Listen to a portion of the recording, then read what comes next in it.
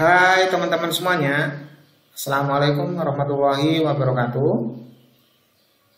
Baik teman-teman, jumpa lagi ya sama saya di channel Yuk Cari Tahu.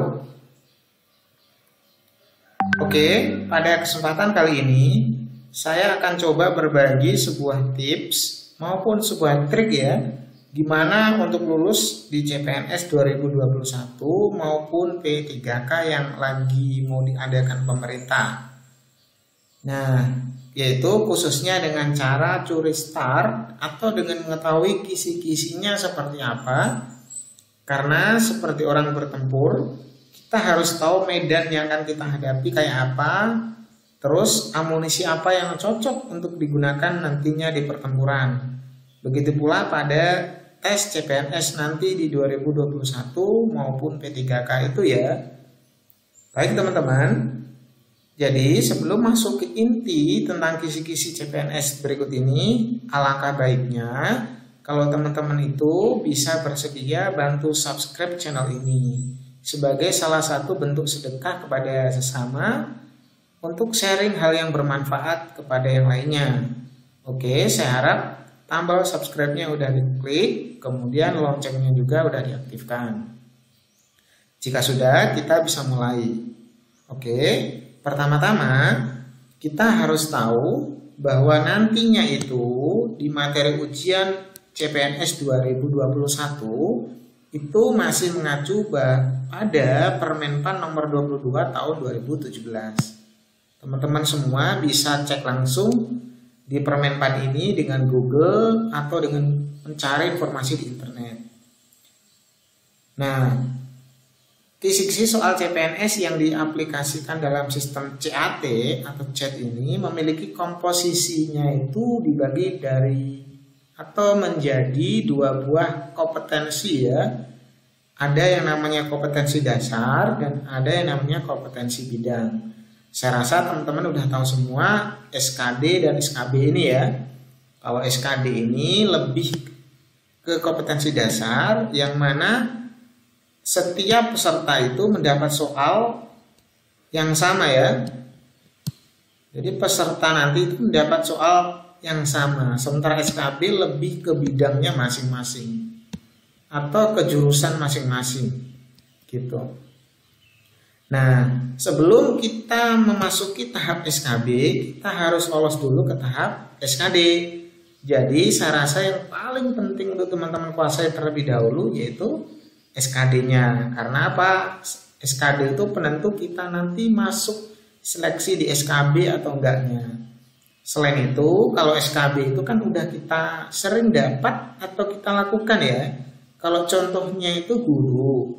Nah, kita kan udah ngajar terus di dalam kelas, tentunya udah lebih paham mengenai SKD. Tapi kalau SKD, ya kita harus memang siap-siap dari awal.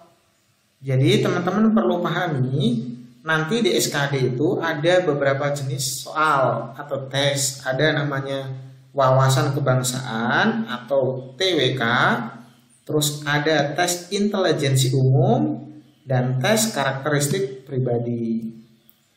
Menurut saya, teman-teman harus lebih fokus kepada metode menghafal dan metode latihan.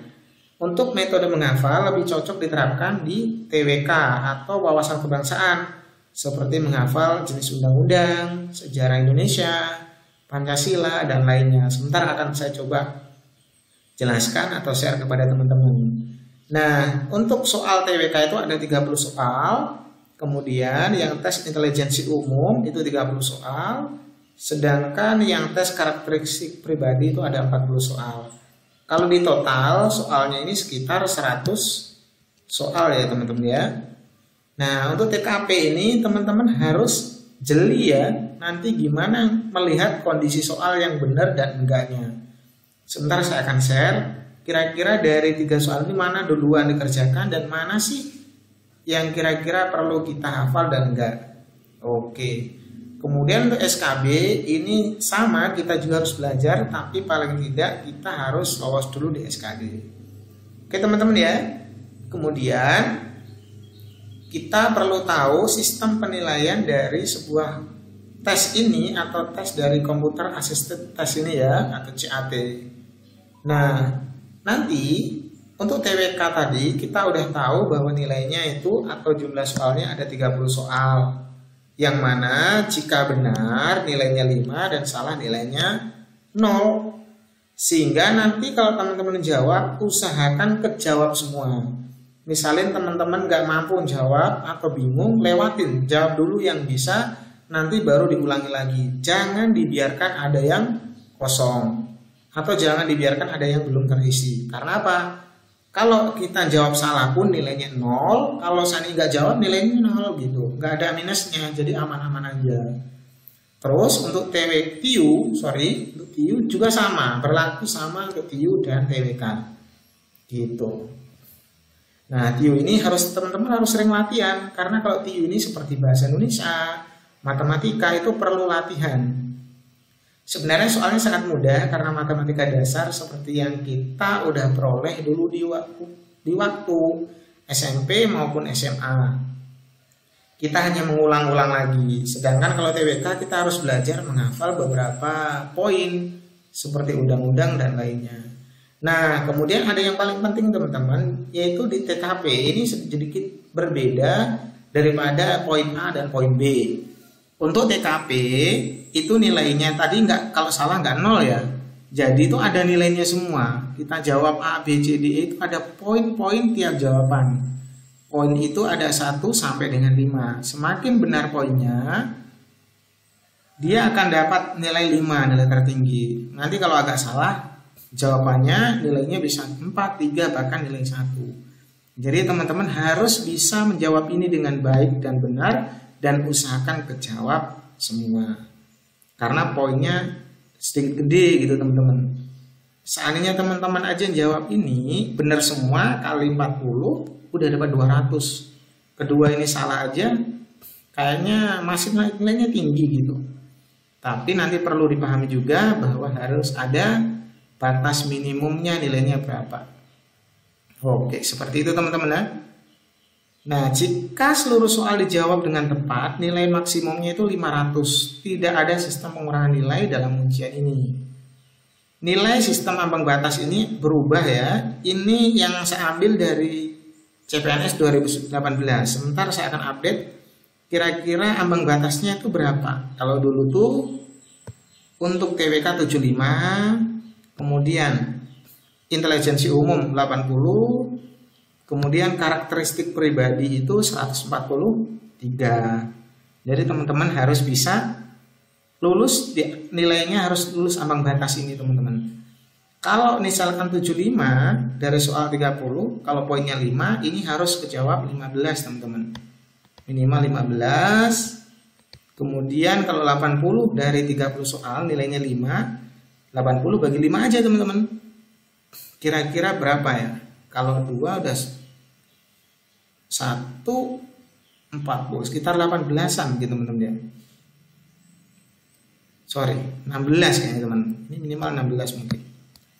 Nah, usahakan lebih tinggi. Kemudian 143 silakan bagi dengan 5, nilainya berapa. Jadi seperti itu. Teman-teman harus bisa memperkirakan mana yang teman-teman paling pahami. Oke, kita lanjut teman-teman. Kemudian kita masuk ke bagian kisi-kisinya. Nanti kisi-kisinya ini saya ambil dari 2018. Teman-teman bisa nanti sesuaikan dengan yang 2021 teman-teman ya. Nah, di situ kalau kita lihat di tahun ini, tahun yang lalu, kalau TWK atau wawasan kebangsaan itu ada materi-materi namanya Pancasila. Ini sekitar 5 soal. Kemudian ada Undang-Undang Dasar 45, 5 soal. Kemudian Bhinneka Tunggal Ika 5 soal. Dan nanti ada sistem tata negara, sejarah nasional, hubungan internasional, dan bahasa Indonesia.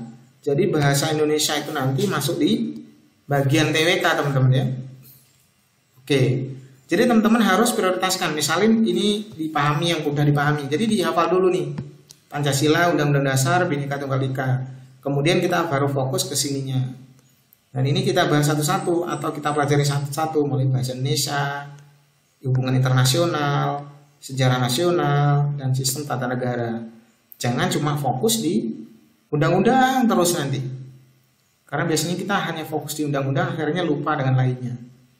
Gitu. Padahal Pancasila, Bhinneka Tunggal Ika itu ada poin-poin sendiri.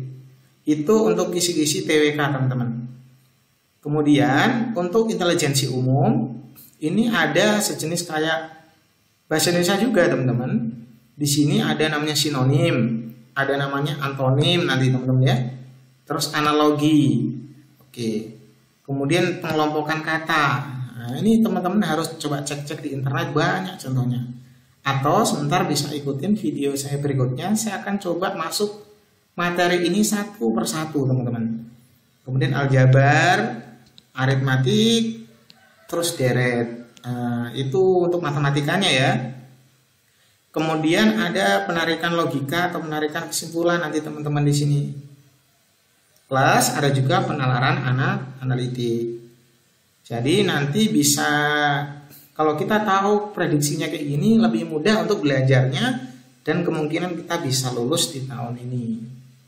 Oke, kemudian untuk hal yang paling penting teman-teman, yaitu kisi-kisi TKP atau tes karakteristik pribadi.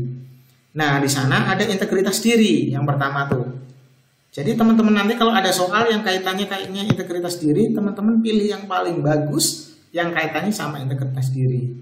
Jadi nanti poin A, B, C, D sampai E itu kayaknya hampir sama bagusnya, tapi teman-teman kaitkan dengan kompetensi yang ada di sini. Kalau kira-kira kaitannya sama integritas diri, ya pilih yang mana yang kalimat optionnya A sampai E yang kaitannya sama integritas diri.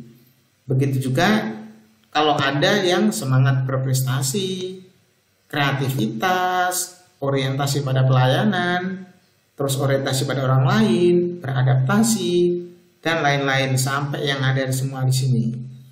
Nah, jadi seperti itu teman-teman. Teman-teman harus tahu kisi-kisi ini yang akan kita pelajari nantinya. Kemudian untuk contoh soalnya dari masing-masing ini kayak integritas diri, semangat berprestasi, terus yang tadi TIU ini ada sinonim, antonim, bahkan tentang Pancasila, Undang-Undang Dasar, nanti akan saya coba bahas di video saya berikutnya. Jadi tolong pantengin di video saya atau bantu subscribe ya teman-teman ya. Oke, mudah-mudahan ini bisa bermanfaat bagi teman-teman. Seandainya penjelasan ini kurang real, kurang detail, mohon dimaklumi. Karena ini hanya pengantar singkat tentang kisi-kisinya. Detailnya akan coba saya bahas di pertemuan atau di video berikutnya. Oke teman-teman, mudah-mudahan ini bisa bermanfaat dan bisa membantu teman-teman semuanya. Assalamualaikum warahmatullahi wabarakatuh.